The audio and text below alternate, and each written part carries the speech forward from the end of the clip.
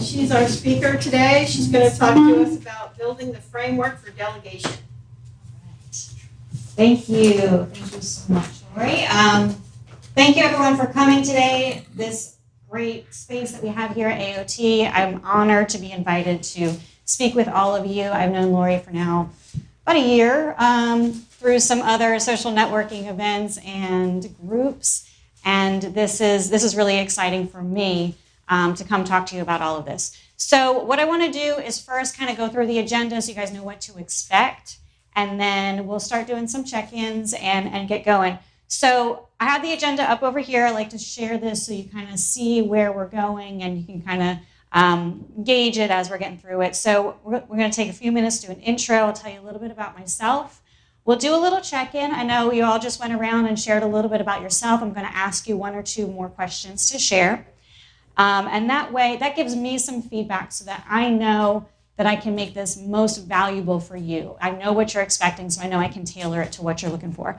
We'll talk about what is delegation, why is it important, and what are our biggest challenges. Because delegation is a big topic. I could stand up here and talk to you for hours about delegation because there are just so many challenges and ways that we get tripped up in it. I'm going to honor the time that we're here, make sure you get in, get some good information, go out. I want to make sure when you leave today, you're leaving with practical tools, something that you can actually take back to your company with your team and not something, I'm not going to spew a bunch of information at you and go through an entire lecture and give you all this information that you then have to digest. We're actually going to dig into some real tangible things. So in the second half of this, I'm going to share with you the framework that I have built over the last couple of years for my teams, and then we'll put it into practice. I'll give you an example, we'll run through an example together, and then I'll actually give you time to think about folks in your companies, your teams, your projects that you would like to delegate to or that you do delegate to and just try to refine it a little bit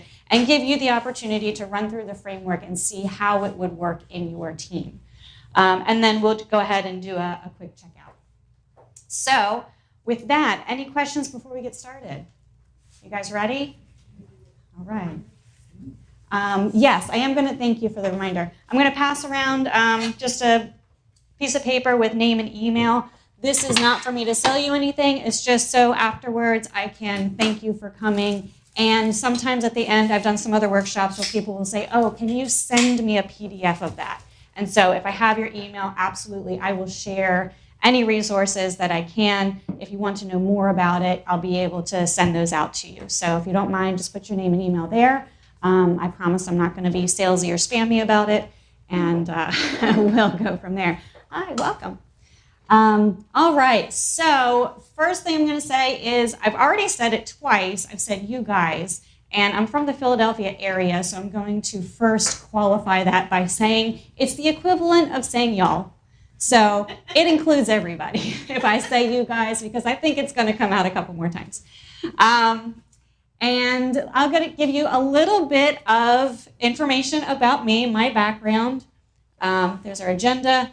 My background. So a lot of new faces here, and you may not have met me before. My story is art teacher to construction executive. So 15, 16 years ago, I was an elementary school art teacher.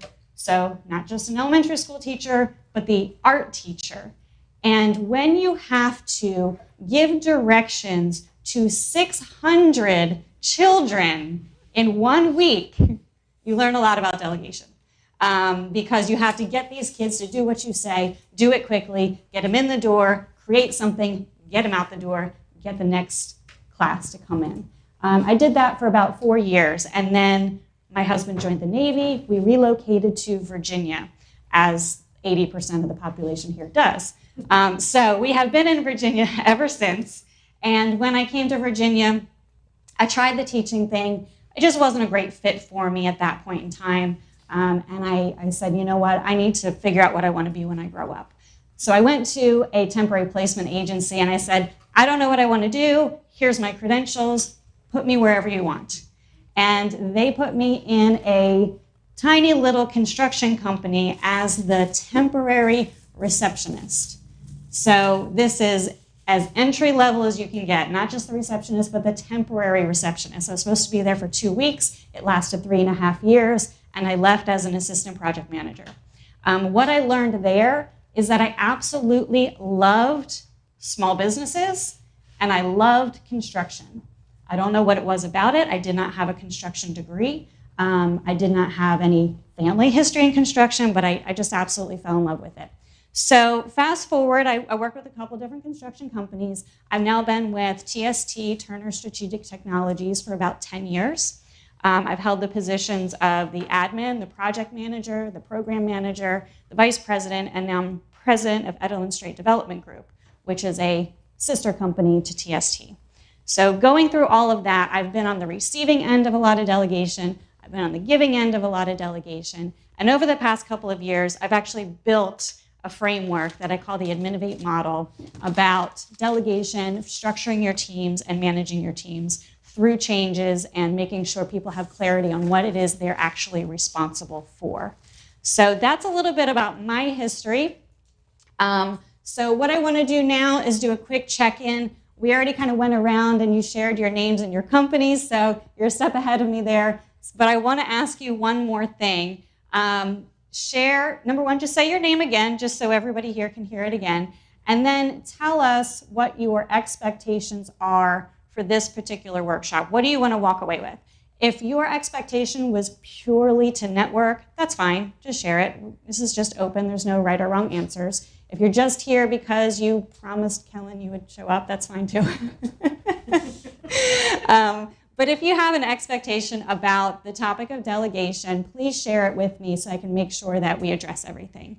And we have one new person here, so hi. Share us your name, company, and what you're expecting today. Hi, I'm Grace Kim. I work with Primerica, the financial service company. I am my own broker, so I run and operate my own office.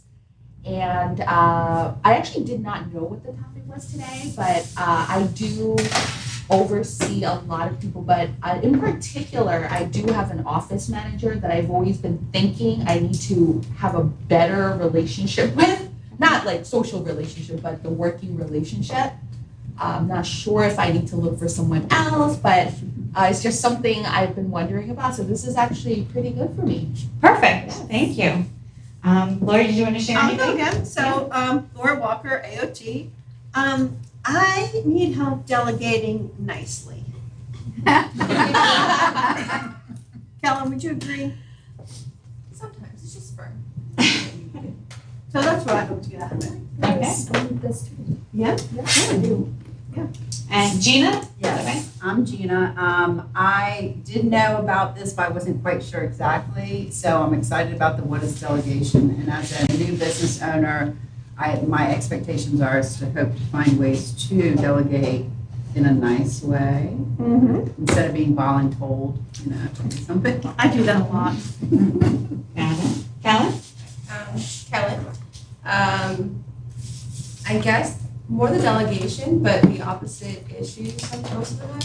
It's like I'll ask somebody to do something and it doesn't get done, and then I have to follow up, and then eventually I show up at your office with paperwork like, hey, I need this now. Like I needed it last week, but Okay. Frank? I don't have anyone that reports to me. So delegation is something that I have been in management positions my entire career, and I used to delegate things all the time. And now I have to learn how to accept what has been delegated to me. Sometimes it comes in the form of a text message that says something like, we need to talk.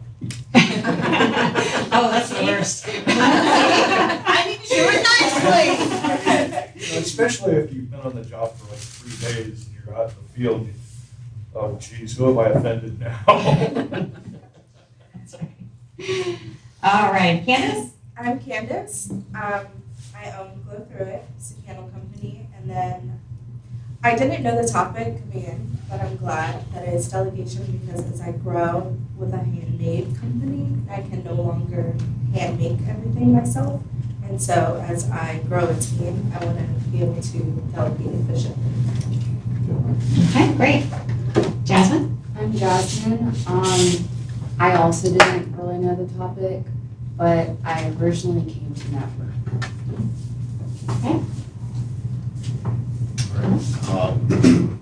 Brian with Atlantic Bay Mortgage. Didn't know the topic, but my expectations are to, grow my business as a mortgage banker to eventually have someone and people to delegate to. Learn early, it's a good Yeah. idea. Okay. All right, Owen Norris, again, PPLSI. Didn't know the topic, came to Network. However, always come to learn. So if there's something I can learn that I can always share with someone if I ever run into a situation, you might want to try this. Okay. Okay. Mason? Mason with Paylocity, came to Network. I honestly didn't know the topic either, but to be honest with you, I am looking to, eventually get into a leadership or management role. So obviously delegation is important. And I just want to, better delegate my own tasks. In sales, it's kind of tough to, understand, where's time well spent. So everybody can use, a better understanding of where to delegate their time, and anything I can learn from that would be appreciated. Okay, great. Mary? So yeah, Mary Mick. I do financial planning. I don't have anybody that works under me, but I do have to get my clients to actually sign paperwork sometimes on a good, time period, and that would, so it's just delegating for them to make sure that they know that they have to do that again nicely and without feeling like I'm always running over them. Mm-hmm. Yeah. All right, Iris? Iris Nance, I'm an agency owner with Farmers Insurance, and I tend to do stuff that I shouldn't be doing that I need to delegate. So just start letting it go, knowing that people can do it just as good as I do. I tend to kind of hold on to stuff too much and need to work on that. Okay. A lot of what I hear, and very common in here as well, is we know the best practices. It's just hard to put them into practice. We know it should be done, but in the heat of the moment, you want things done now, you want them done quickly, and sometimes it's hard to get that true delegation strategy to become second nature. So thank you for sharing all of that. So we're going to say, what is delegation? Does anyone want to take a stab at their own kind of definition of what is delegation? Telling people what to do. Common answer. Any others? Creating roles and responsibilities that offset the leader's time and effort. Creating roles and responsibilities to offset the leader's time and effort. That is well thought out. Well done, well done. Any others? Getting buy-in from the person who's gonna be doing the task. Yes, buy-in is important. I would say an assignment of tasks to become more efficient. Assignment of tasks to become more efficient.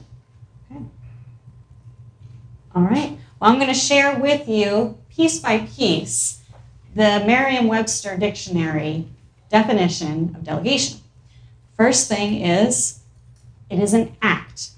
Delegation is an action. So when we talk about it is an act of doing something, it's more than just a singular sentence of go do this.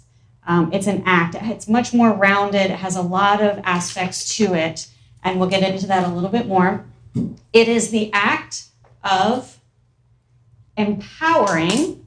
So this is about empowering, not just telling someone what to do, but actually empowering them to do something. There's that whole commander's intent from the military. People think military is a lot about taking instruction, taking that delegation and doing exactly what you're told. But the difference is in the military, the people are trained to be able to make decisions within certain parameters under the commander's intent. And what that means is once they get out into the field, if what the direction is doesn't make sense or something has changed within the context, as long as they're doing things within the commander's intent, they have the authority to make a decision, to make a change to the initial command. So telling someone what to do without empowering them to make a decision without parameters is not delegation. I'm going to say it one more time. Telling someone what to do without empowering them to make a decision within parameters is not delegation. Delegation is empowering. That is a very, very important part of what delegation is. And the last part of it is it's doing an act to empower others. So it's not just about getting something off of your plate, but it's also about what you're doing for that person to set them up for a success. So it's less about us as the delegator and more about the person that's receiving the delegation. So it's the act of empowering others to act on our behalf. And that's the second part of the definition, is to act on our behalf. And that goes back to empowering them to make decisions within certain parameters. So that's the definition of delegation. And why is it important? Who cares? Well, number one, selfishly, you can reclaim your own time because it gives you the time to work in your highest and best talents. That's something that Mason touched on as a sales, trying to kind of balance those priorities. What should he be spending his time on? What are his highest and best talents, best uses for the position that he's in? And what are the other things that can be delegated so that he can focus on those things that are going to really drive the results he's looking for? So that's the selfish part of it, is you get to reclaim your time. But then there's a holistic part of it as well for companies, because according to both SHRM and the Gallup polls, the number one reason for people leaving a company is, the answer was not the manager, the answer was not the leadership, the answer was not pay. Not enough empowerment. It was for growth and opportunity. The number one reason that people leave a company is for growth and opportunity. And that was according to two different studies by Gallup and by SHRM. One was conducted in, I think, 2007, and then it was redone by the other company in 2017. So not right here, right now in our whole Great Resignation era, but close enough, and through a 10-year spread, that same reason kept coming up. People are looking for growth, they're looking for empowerment, and that doesn't always have to come in the form of a promotion. People love extra money, they love better titles, but what they really, really want is to feel valuable. And they're going to feel valuable by knowing that they have the authority to make decisions. They can elevate their responsibility. Doesn't necessarily have to be in the form of a promotion. Now, if it makes sense, 2 thumbs up, everybody loves a promotion. But not every company is in the position to give people promotions all the time just to keep them. So I wanted to share that with you and give you a quick story before we get into the biggest challenges, because this was something that happened to me that was very eye-opening. Back in 2016, I was diagnosed with breast cancer. I was stage 2, very, very young. At that point in time, I was a project manager for TST, and I decided that I was going to continue to work through chemo, through surgery, through radiation. I had 2 kids at home, and by the way, my husband was deployed to Afghanistan. So it was a tough situation I was in. But one of the projects that I was managing was a renovation of a pier for the nuclear aircraft carriers at Naval Station Norfolk. So this was a very large project, the largest project that the company had at that time. And it was very demanding. It was very technical. There was a lot of people on the team, a lot of aspects to it. And I was obviously not performing at my best. I was exhausted, I was tired, I was nauseous, I was just constantly run down from the treatment. But I tried to hang in there, and I tried to hang in there. And one day I was on the phone with the superintendent, his name was Rob, and I said, Rob, you know what, I just have to tell you, I am so sorry. I'm sorry that I'm not 100%. I'm sorry I'm not there for you the way that I want to be there for you. I normally visit the site regularly. I haven't gotten out there in a while. I'm sorry. And he came back to me. He's like, Jamie, what are you talking about? I was like, well, I'm normally more involved and I'm just not there. He's like, yeah, but what you don't realize is that you gave us the schedule, you gave us the budget, you hired the right team, you gave us all the plans and specs and everything that we needed. We got this. You're good. And it allowed me to take a breath and step back and say, okay, I didn't consciously do that, but the way that I had set up the project from the very beginning allowed me to delegate that out and then focus on myself without feeling like I was dropping the ball on anything. So that's something I like to share, because delegation isn't about that one conversation that you have with someone. Delegation is about the framework that you set up for your team to allow them to be successful and, again, to make the decisions within the parameters. So I'm a little nervous sharing that because it's very personal, so I'm sorry my voice is shaking a little bit. But it's an important story because it really helped me see that the delegation was about setting up the project from the very beginning and the framework that we put in place for it to be successful. And at the end of that project, it actually won an award from Associated Builders and Contractors for the best industrial project in Hampton Roads in 2017. So yeah, it ended up being very successful. Thank you. But it's just a great story because it just goes to show that it's a much, much bigger thing than just that one-on-one task delegation. So delegation is hard. It is not something that comes easy or naturally to every single person. There's a lot of things that go through our heads when we're delegating. So how many of you have said or thought this? It'll only take me a minute. I'm not going to delegate it to anybody. It's just going to take me a minute. I've been there. No one else can do it as well as I can, or no one else can do it as fast as I can. I've been there too. How about just no one else understands how to do it? Their plate's already full. I don't want to bother them with this extra thing. That's okay. I don't want to bother them with this extra thing because I know their plate's already full, so I'll just keep doing it. Another one is I don't have time to teach them. I know I can get this done in 5 minutes. If I have to go and teach them, it's going to take 10 minutes, and I just don't have the time to do it. This is the way I've always done it. The classic example. It's the way we've always done it. And I tried to delegate, but it didn't work. And so now I don't delegate anymore. I've heard that one too. Hey, welcome. You're good. If I delegate it, then I have to babysit them, and that will take me just as much time, so I might as well do it myself. That's exactly what I heard from Kellen back there. You have to follow up 100,000 times. So those are a few of the things that I hear all the time. I am guilty of them as well, and I wanted to throw it out to all of you. What are some of your biggest challenges when it comes to delegation? You've already shared a lot here, but based on what I've shared so far, is there anything else that has come to mind about challenges with delegation? Yeah. I think the most consistent frustration is that the person, I think someone said buy-in, like the care is not equal.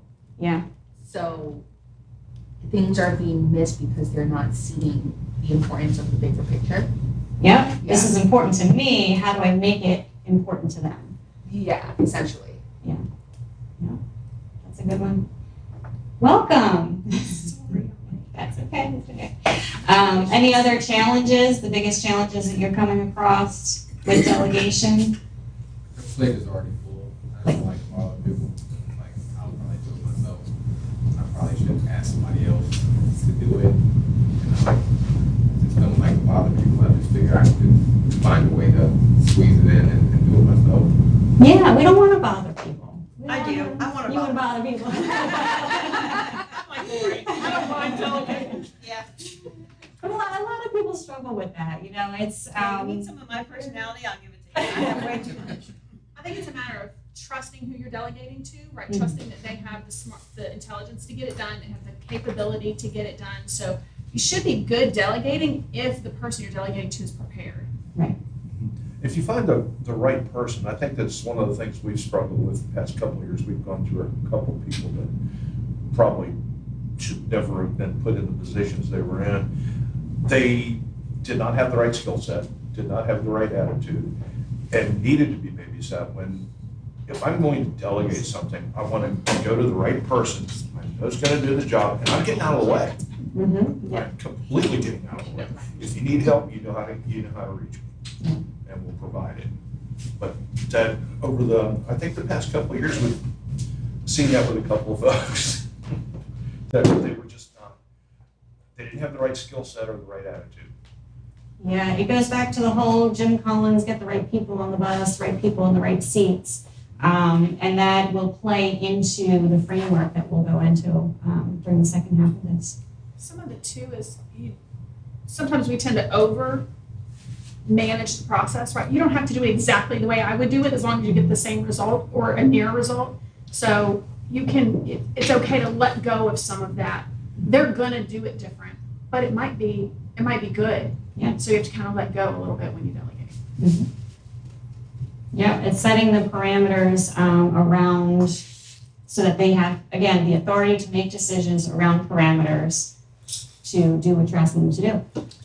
I think saying that we delegated isn't necessarily meaning we did delegate, right? So like standard operating procedures where you put something in place of like the steps of how you want them to do it, but then that empowerment of, but if you have a different way to get to that end result, you might be teaching me something, right? Mm-hmm. So I think, both of that, just not saying we do it, but like, how are we ensuring that we have delegated properly? Right. Without micromanaging the process. Right. Yep, for sure. I've been in both situations, but I see in a lot of companies, what I've experienced and companies that I've worked with, both worked in and worked with stuff like that, is it comes down to two extremes. When they're having issues, there's two extremes. There's either a lack of clarity, and ambiguity will result in a lot of frustration, especially when it comes to delegation. And then the opposite side, you have the micromanagement, where people are just so in the weeds of every little thing that they have a hard time getting the big things done, and the people don't feel empowered. And when they don't feel empowered, that's when you get our number one reason for leaving companies. They're looking for these growth opportunities because they were stifled in micromanaged companies. So by building the framework first and making sure you have a good framework, it makes delegation easy. Delegation isn't hard when you have the right framework in place. It just becomes part of the process, part of the way that things are done in your teams and your projects and your companies. All right, so with that, I do want to share this framework with you so that you actually have something you can walk away with today. And I'm going to pass around 2 copies of the same thing. So make sure you take 2 of them. One we'll use for a practice, and the second one you'll use for someone actually in your company to kind of practice the framework, go through it, and get to know it. And I'm going to share with you briefly the entire framework, but when we're talking about delegation, and because our time here is also limited, I'm not going to go into every single one of these things. We're just going to pick a couple of them to really go into depth with as far as delegation goes. So in building the framework, I have kind of coined this phrase, the Adminovate model, and it's based on the framework of a house and looking at people's roles and responsibilities within your company as a house that they own. Okay, and within that house, there's all these different elements in it. And like I said, I'll tell you what each one is, but we're not going to go into depth on every single one of them. So the first one's the door. That's obviously how they're coming into the house. It's how they're hired. It's how they're fired. It's how they elect to leave, or how they're potentially promoted into a different house. And everyone has a role in doing that. That's not going to be something that we'll focus on for delegation. We're going to assume at this point in time that you have correctly hired and onboarded your personnel. And then the next one is the windows. This is something that we are going to get into more depth about, because the windows represent the workflow. And what I like to help people envision is, let's say we have a lot of small businesses or kind of individual brokers are here. So think of your brokerage or your agency as a small business. You're the owner, either owner of your team, owner of the company, whatever it looks like for you. And you have some sort of support personnel to whom you delegate. That person is standing in a house. Just say it's a very simple one-room house. Okay, there are windows around the house. Information comes into the windows. This support person, whoever it may be, does whatever it is they do, and they send the finished product back out through the windows. Okay? In very common visionary entrepreneurial situations, the visionary, the owner, the business owner is like a freaking tornado. It is not a nice flow in, flow out kind of situation. You have the owner that rushes in like a tornado, stirs everything up, and flies out the door. And then the support personnel is just kind of left in the wake of like this mess. And they're looking around like, okay, now how do I reorganize all this stuff and do what they're asking me to do?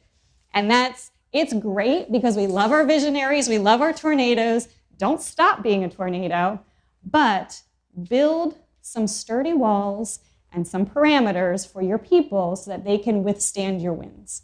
You just said, I'm okay. You are okay. You do not have to stop being the tornado. You just have to give your people the structure so that they can withstand all that commotion that tends to happen. Because I love visionaries. I personally work very closely with a visionary in our company. Phenomenal person. Absolutely love him. But there are tendencies to come around and stir things up and leave. And then you got to figure out what to do with it. But it keeps things interesting. It keeps it exciting. So I definitely won't ask you to change. But the windows are a key part of delegation to understand what information is coming out and what information is coming into the house and what information is expected to go out of the house. And I equate it to the workflows, because sometimes it's not the entire process. For that particular person, it might only be a part of the process that they're involved in. So I equate it to the workflow. The address is something else that we'll do a little bit more with our practice in, because the address is both the title and the purpose. The title is like the number on the house, and the purpose is like the street in the city. Okay, we won't get into titles too much. There's a lot to talk about there, especially in the administrative world. But because this is more about delegation, we'll focus on the purpose and making sure that your people know what their purpose is. Because what will a lot of times happen is someone thinks they know what their purpose is, and either their boss thinks it's something else, or they get assigned things that have absolutely nothing to do with their purpose. So finding how things correlate is important. I'm glad I'm striking some chords with you. And then the thermostat is another one that we'll talk about, because that's all about what Paul and Frank were talking about matching the person with what you're delegating and making sure they're the right person for the job. The thermostat is this personnel fit. What I have up there is producers versus improvers. Now that's based on an administrative model, but if you're looking at the entire workforce, you have thinkers, builders, producers, and improvers. Those are your 4 types of workers.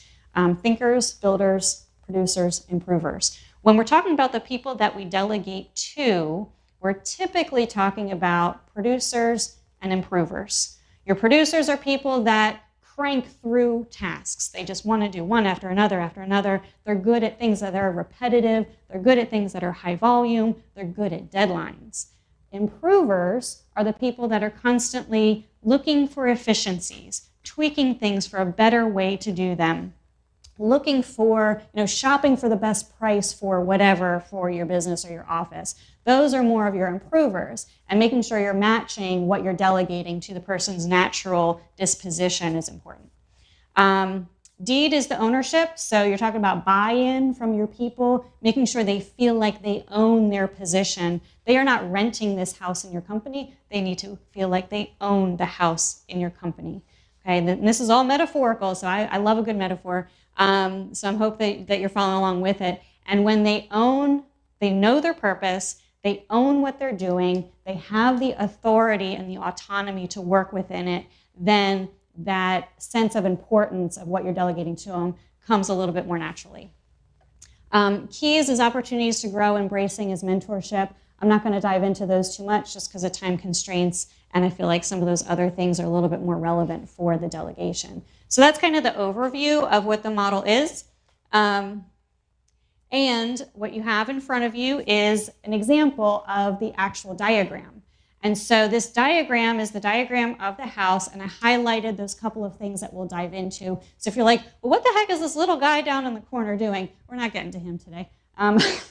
He's the mentor, but don't worry about the little mentor down there in the corner. We are going to talk about the windows. We're going to talk about the address, which is the purpose, and then we'll talk about that fit with the producer or the improver. So before we jump into an example, we'll go through an example first and kind of fill it out together, and then I'll give you an opportunity to dive into it with someone that you may have in mind that you delegate to. So any questions before we move on to that? No? Okay. All right, so in this example, you have Jamie, the bookkeeper. So in the diagram, the first thing we do is we just plop the name right there in the center of the diagram. That is the person that is living in that house. And then if you like, because Jamie already has a title of a bookkeeper, right up here in this box, you could write the word bookkeeper. And I am going to move our agenda over. And I'm going to break out my excellent art teacher skills and draw with you here. All right, I'm kidding, it's not going to be a great drawing. But we have Jamie living in the middle of this house. We have her title is the bookkeeper. Now, Jamie's windows, her workflows that she is responsible for on a daily basis already. There's 6 in the diagram. Get too muddy, priorities become difficult to manage, and things fall through the cracks and don't get done. I think 6 is a great number. You can have less than 6, that's fine. I think it's also great to have 5 and then one kind of like arbitrary window in case something starts to develop there. But in Jamie's bookkeeper windows, in one window, she has accounts receivable. She is responsible for all the accounts receivable. In another window, she is responsible for all accounts payable. In another window, she is responsible for payroll.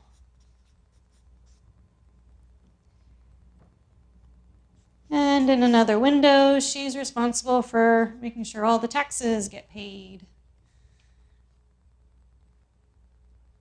Jamie, if we were doing this breakdown with any other type of position, we would just go through the same process. Prioritize like what are their top 6 responsibilities, and then just keep moving through. So this can be substituted for any other position in your Absolutely. business. Okay. Yep, this can apply to any other position. The only thing that is very specific to kind of administrative support personnel is that PI, producer improver. If, let's say, I'm in construction, if I were doing this for a superintendent who's out in the field, I might add in builder or thinker. So that's, yeah, it can translate to any position that you're really thinking of. But I feel like the bookkeeper one is a pretty easy one to ease into with an example. And then when you do it on your own, feel free to use any position that you're thinking of. All right, so she's got 4 main windows. The other windows right now are empty. So maybe she has space to take on more, or maybe these are just such a high volume that her day is already full. But we're just going to fill in those 4. Now, with this in mind, kind of knowing what Jamie's responsibilities are right now, anyone want to take a stab at a purpose statement? What is the purpose of her job as a bookkeeper? Money flow. Yep. Make sure everybody gets paid.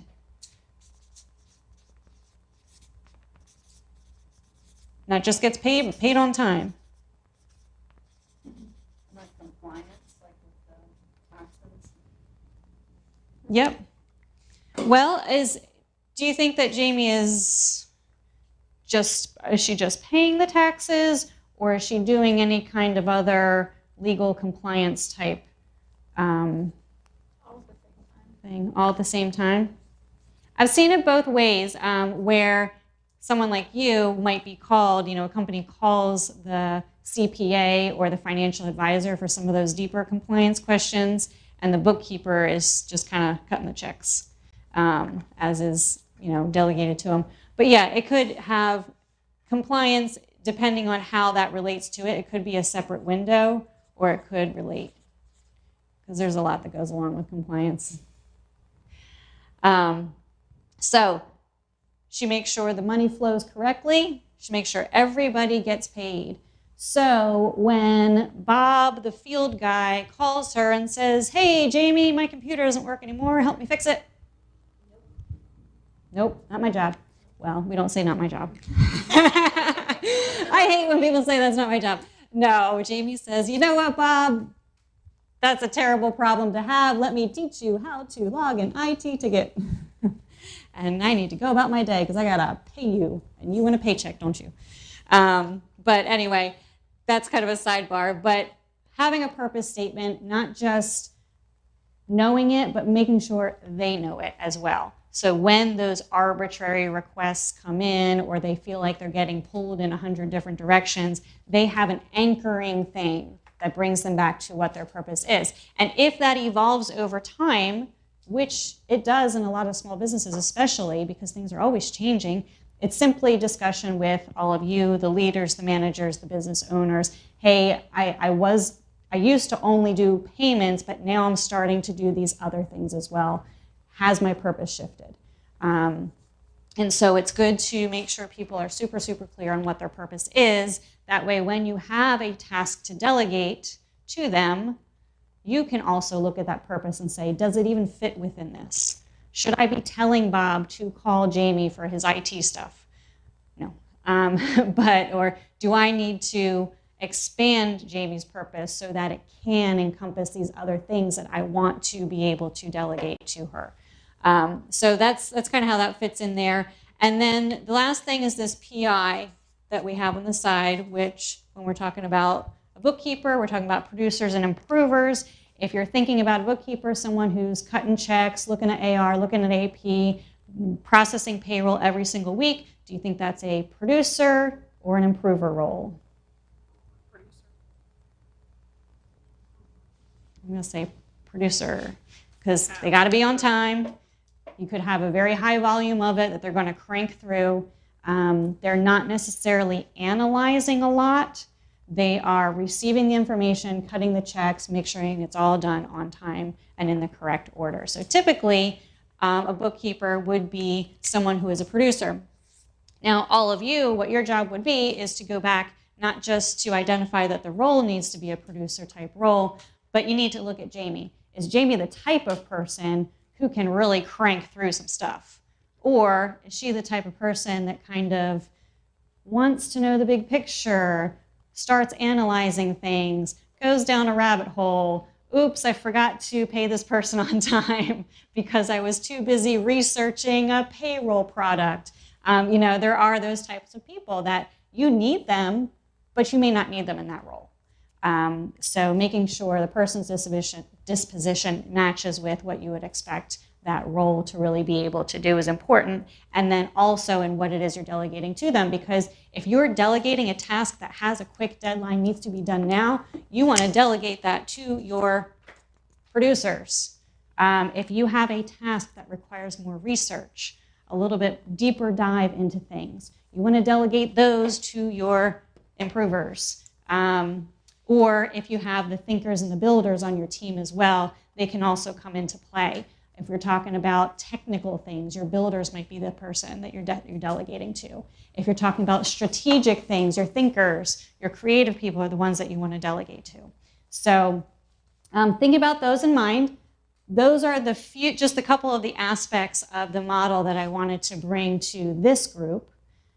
Do y'all feel like you have enough to run through it with somebody that you have in mind? Okay. I'll give you all a few minutes. You have another piece of paper. Go ahead and start plugging through it. And if you don't have anyone that you delegate to, another good exercise that you can do is just do it for yourself.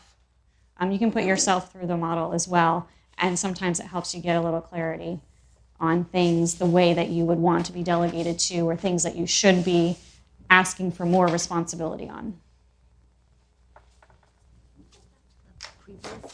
Mhm.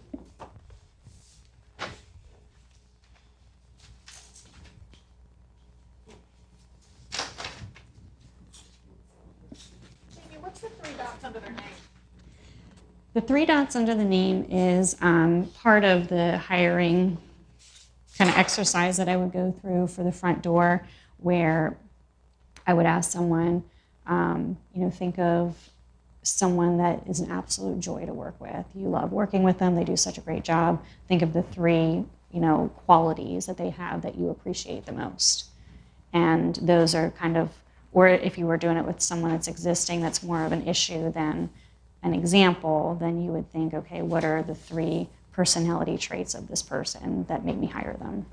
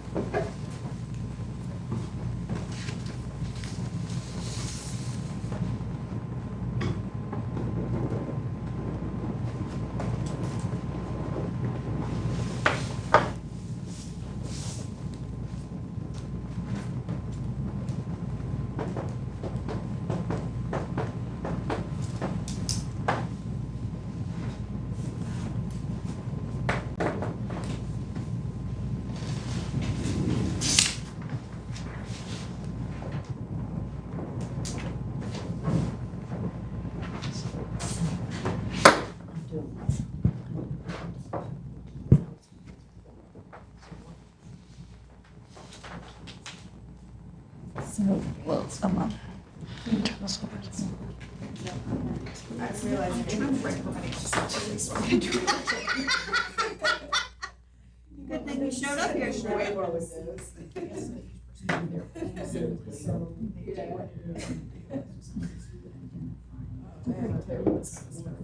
Yeah, I think I just realized I give too much to Kelly.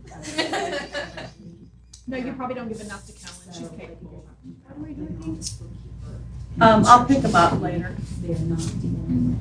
Your favorite profession that is not. She probably wishes you would give her more, because the stuff that you do, she wishes, like, just give it to me.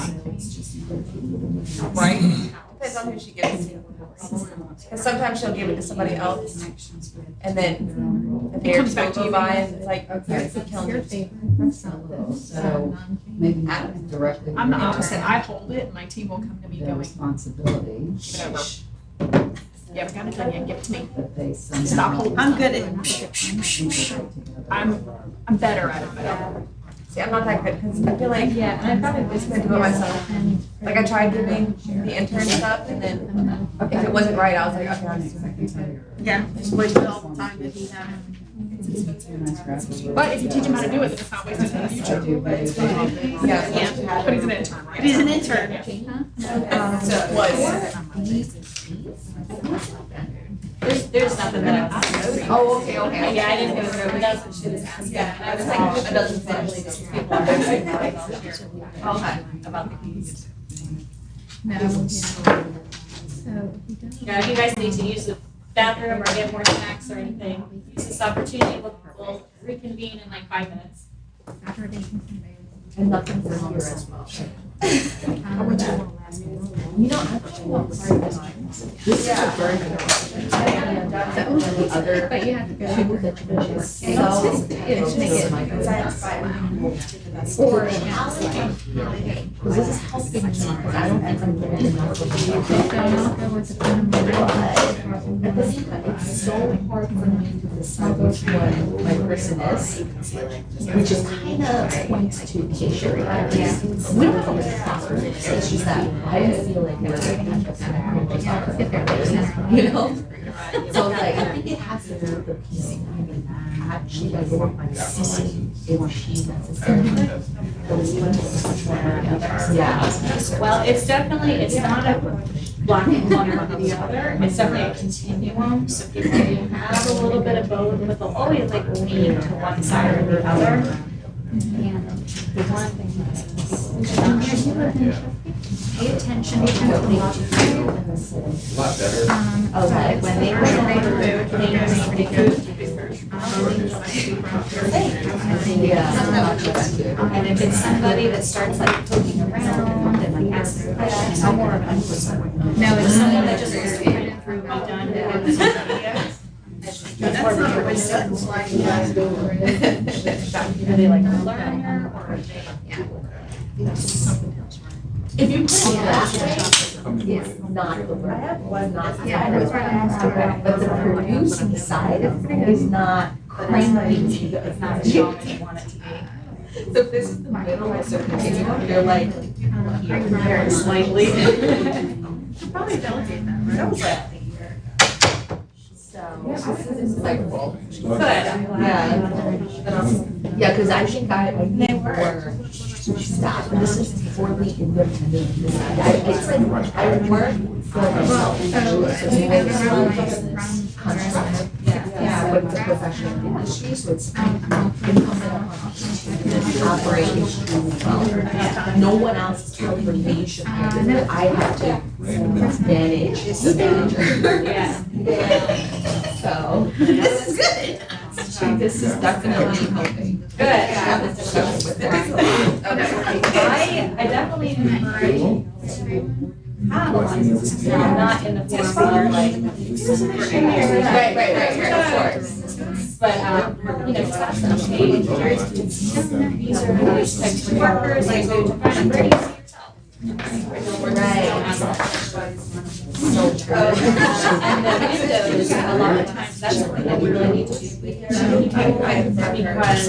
a lot of times they're making sure that they're doing like the job and either spring not one set of like or you just did their system and it's time Right. or it was they did it so well you never needed to and that's a good thing but you didn't know that they were doing it. Oh, yeah, exactly. Oh my gosh, so many times I'm like, I need to know whether it's actually happening or that it's still being regular. To know that.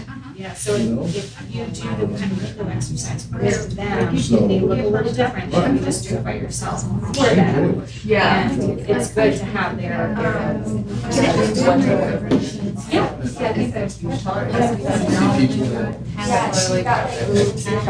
All right, guys, we'll come back together in 1 minute here.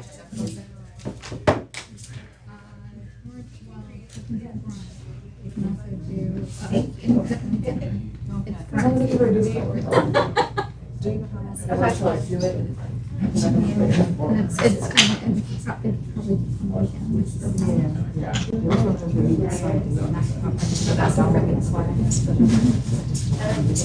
Yeah. Are you the one who organizes this?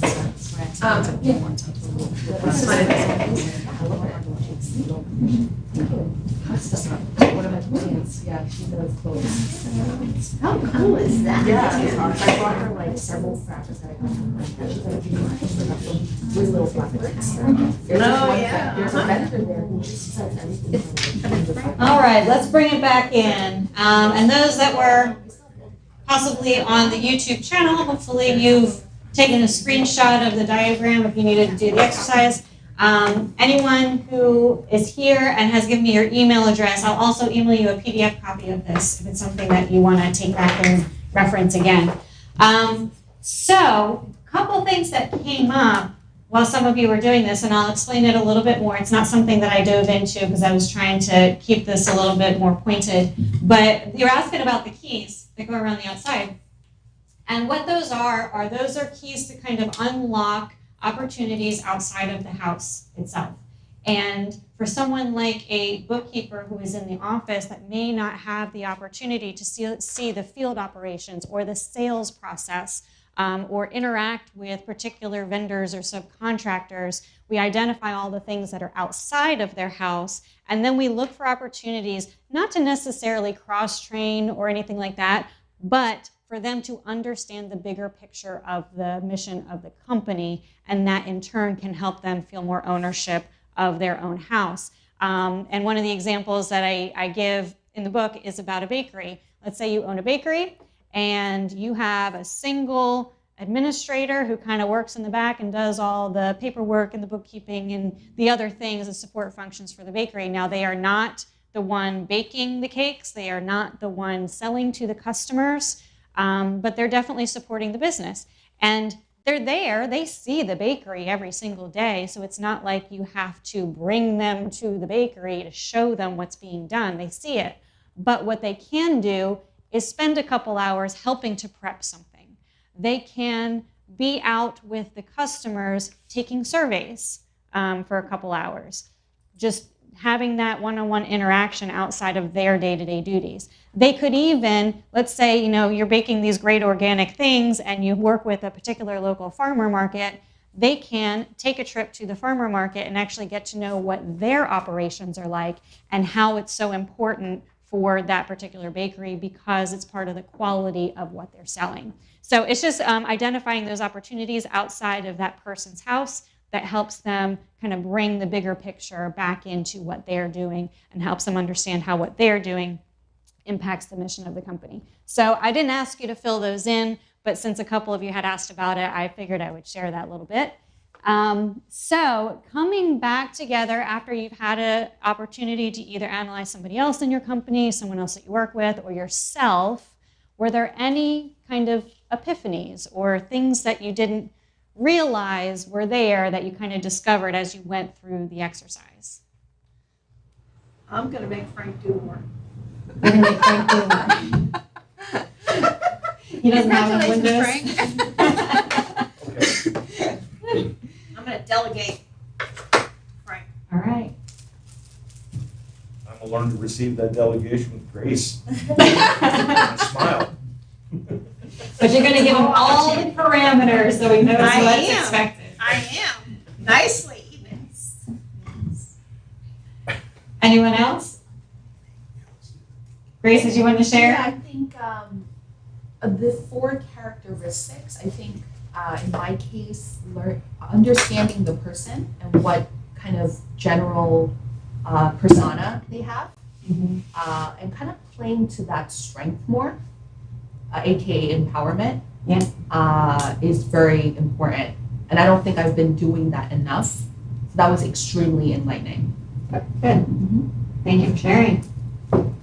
Anyone else? Care to share? I was gonna say, since I'm an entrepreneur and I do everything myself, I'm literally covering every single base. Right. And I do too much, and I know that.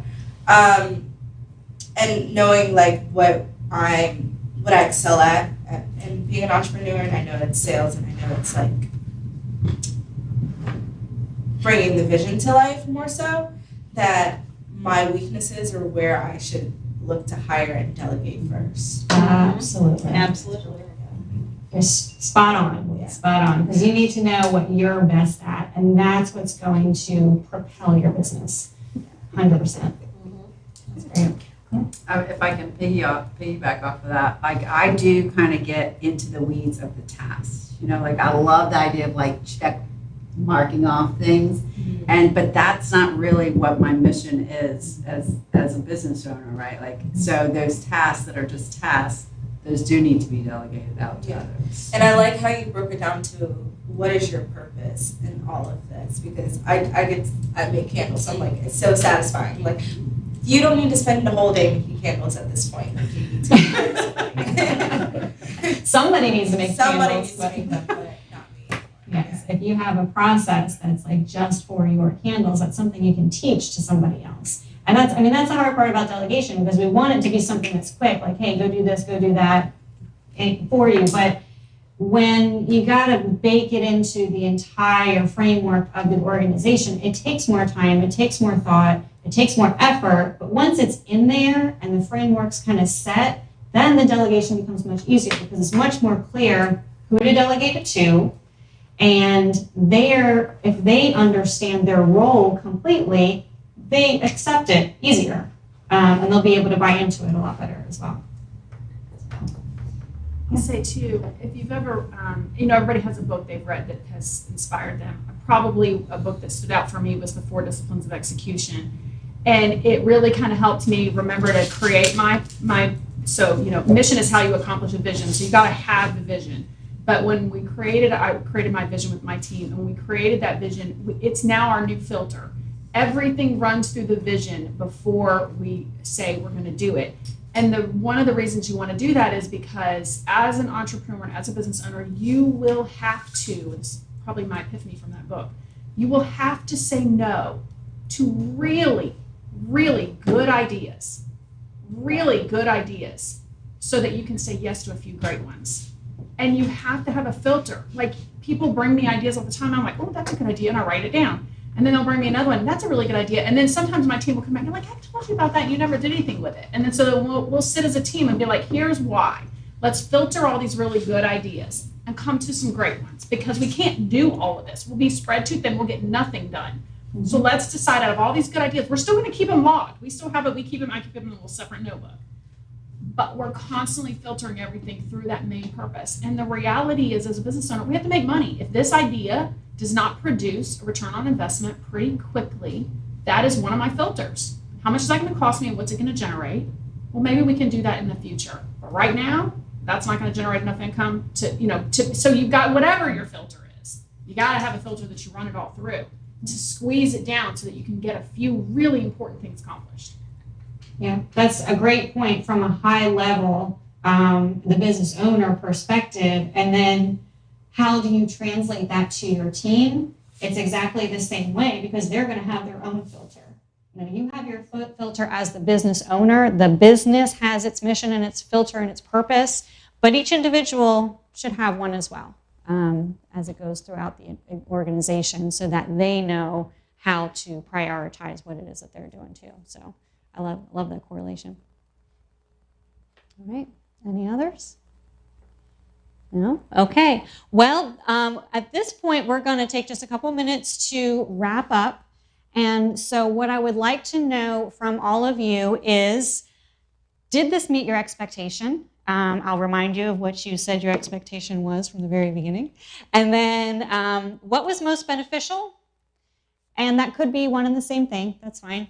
Or it could be that you met somebody here that you wanted to meet. And that's okay too. And then identify one thing that you can commit to doing in your company.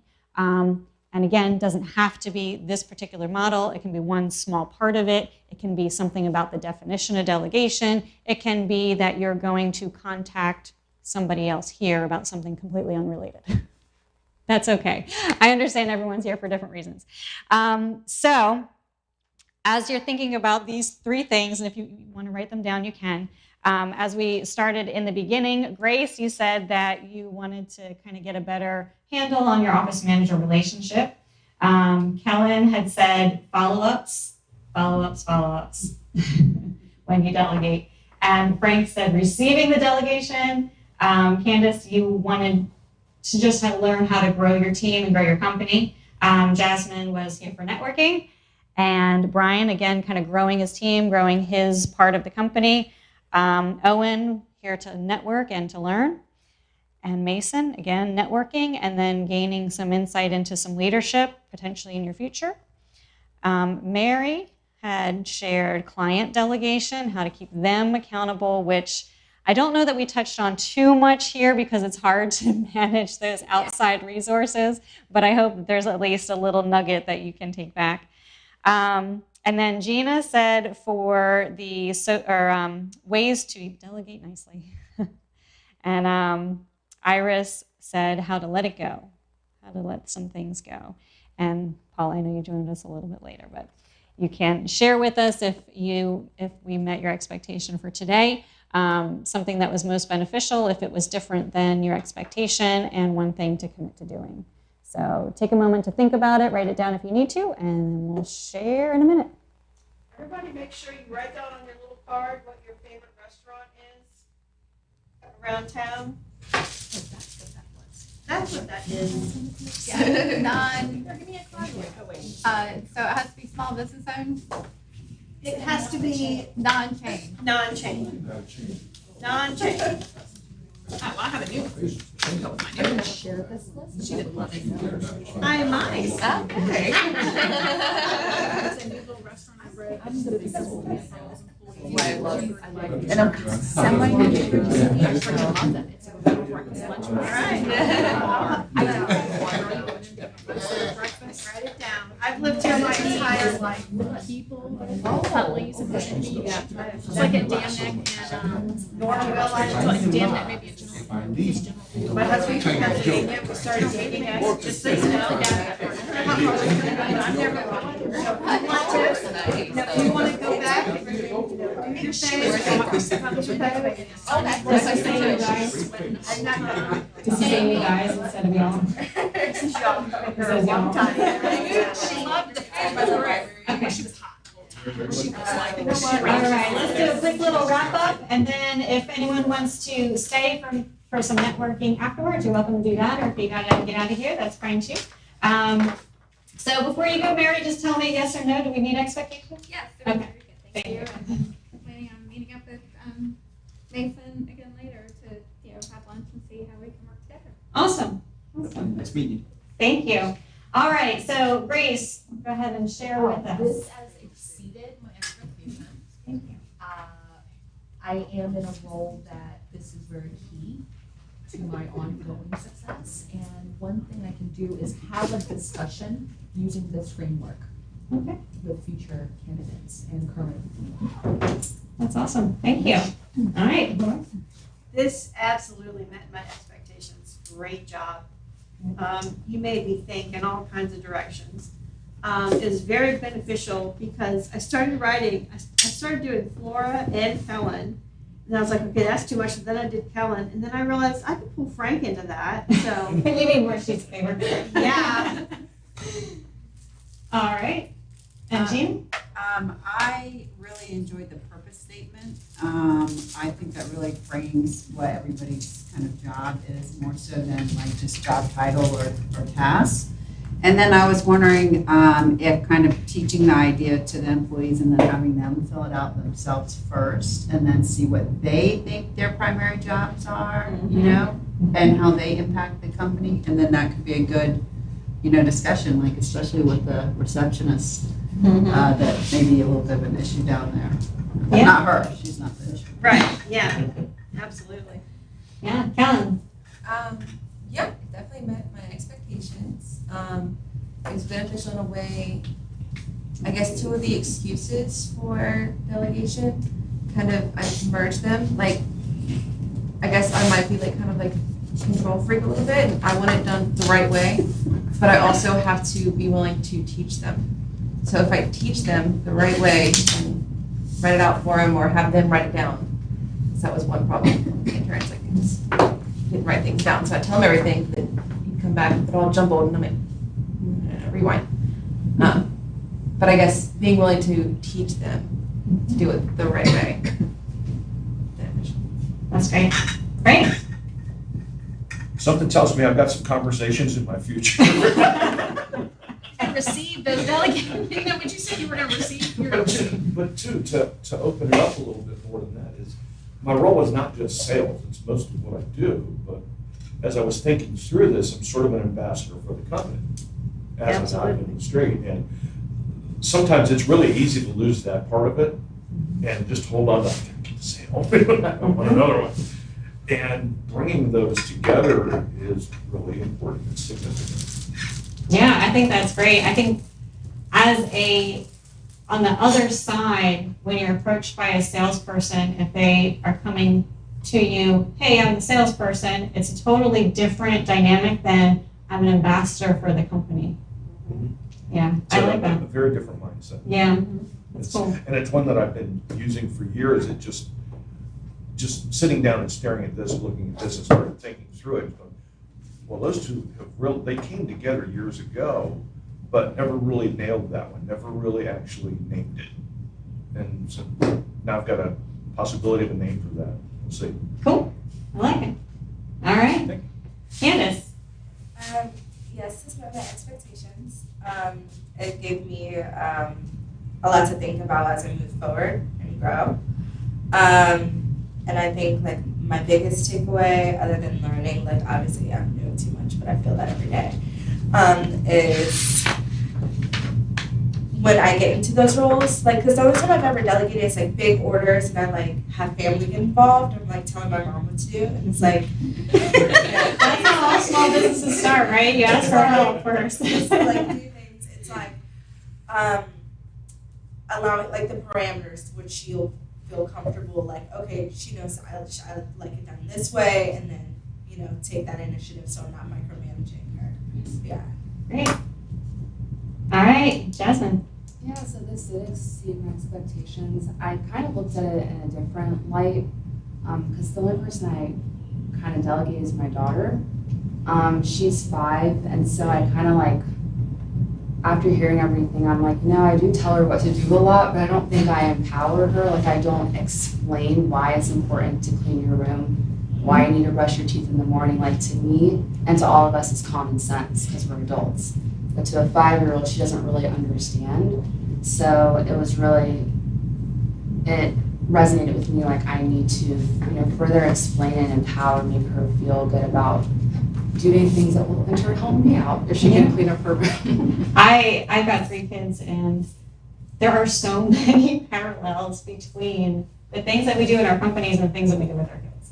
Like I see it every single day, and I've like read articles on how to do a particular thing with a toddler, and I'm like, I can do that with my team. Like I can do this with adults too, and it works. So I like the correlation. Thank you. All right, Brian. Yeah, met my expectations. What's most beneficial? I think I'll take this back and kind of, like you had said, I'll do one for what I think I should be doing in my position, and then take it to like our business development person and say, hey, what do you think my role should kind of be, or what are my top tasks, and see how they match, and maybe come up with a better, more efficient plan on what I'm currently doing. Yeah, I love that, bringing clarity to your role. All right, Owen. So yes, expectations met. Most beneficial was having a better understanding or definition for delegate. Right. And so now that I kind of get that, if ever I run across a situation where a person's talking about delegating, and they think it's just, I tell this person what to do, this person, no man, it's a little bit more than that. Yeah. So, Yeah, that empowering piece that you talked about in the beginning, that really got me. Yeah. Yeah. and talking about relating to home, but isn't a home an individual business in itself? It's just a collection of people. It's all everything. It's all just people.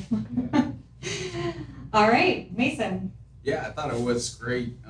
Definitely exceeded my expectations. I think the definition and really understanding the empowering behind the delegating was the most beneficial for me moving forward when it goes to like onboarding new clients and handling the implementation consultant and all the different HR and time and labor specialists. Just delegating that those tasks to those individuals to make sure it's a pleasant onboarding experience for the new client, and I'm making these people feel good about what they're doing, their roles, and the bigger picture, making them see the value in each and every box they're checking throughout the process to ultimately leave the client satisfied and a pleasant experience for them. So Great. I think it'll be good. Thank you. All right, Iris. Yes, it did do what it needed to do. This really could have been like an all-day workshop, I think. But, I just need to let go. That's the bottom line.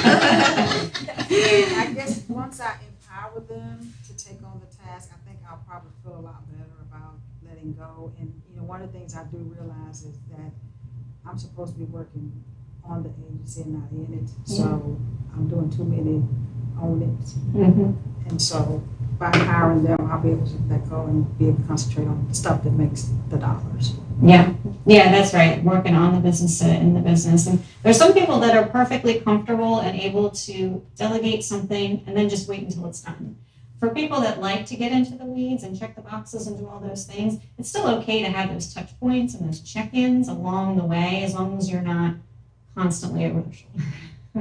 It makes makes the person that has trouble letting go of things, gives them more comfort to have those like periodic check-ins as opposed to just bring it to me when it's done.